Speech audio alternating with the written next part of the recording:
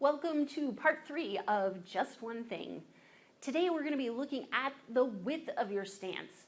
So far we've looked at the outside edge of your feet and getting that to be more straight.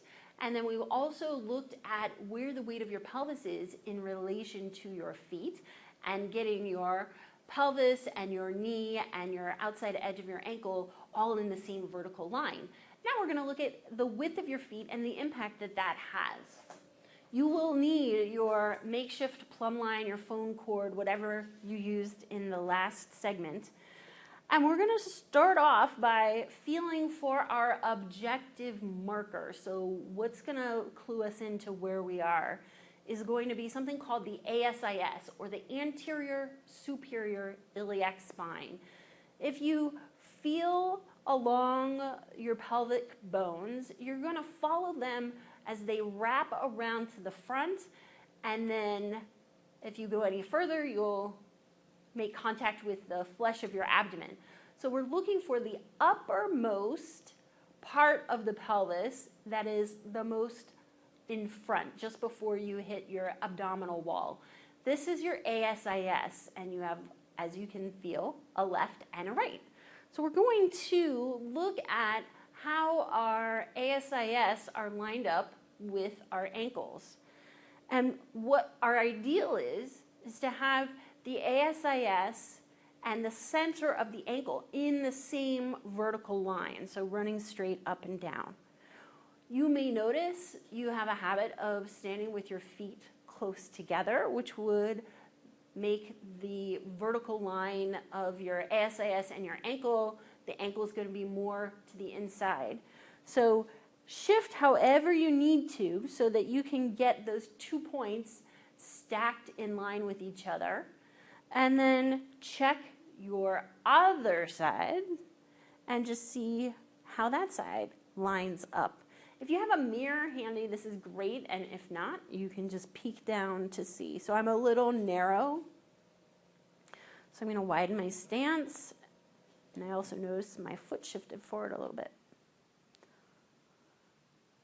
So there we have the width of the center of the ankles and the width of your pelvis, the front of your pelvis, matching so that they are straight up and down, vertically aligned with each other. You may feel like this, again, is quite strange. Anything that we change that is not how we've been doing for years and years and years is going to feel strange. Strange does not mean it's wrong. It just means it's different. And this is a new perspective for you to be approaching your body with.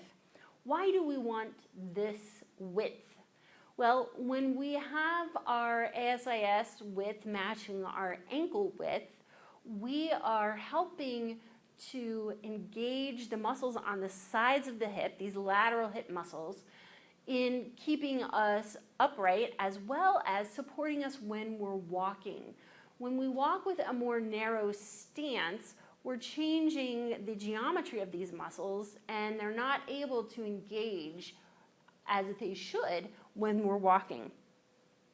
We also, when we have this width, we are loading the bones at the top of our femur, those thigh bones that we've talked about previously. We're loading the head of the femur optimally, along with keeping the weight of the pelvis backed up over the heels. So those two pieces are really key for loading the head of the femur properly, which then means that the bone gets the correct signal for how dense it needs to be to support our weight.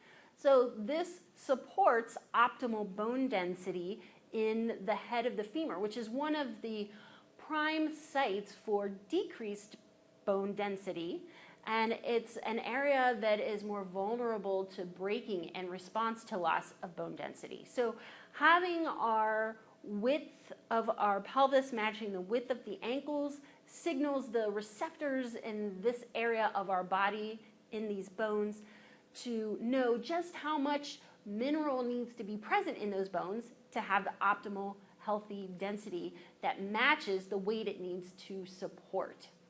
So we've got strong lateral thigh muscles and good bone density happening as a result of this way of standing. So I just want to review the three pieces we've covered up to this point. Straight outside edge of the foot, or working towards that. The weight of your pelvis stacked over that lateral malleolus, the ankle bone or the bone on the outside of your ankle. And then the last thing is matching the width of your pelvis to the width of your feet or your ankles. So you have three pieces to start incorporating into your day. In this next segment, we're going to take a look at an exercise that will specifically target these muscles and strengthen them so that you are able to maintain this width more easily when you stand and when you walk. Enjoy playing with this, and I'll see you in the next section.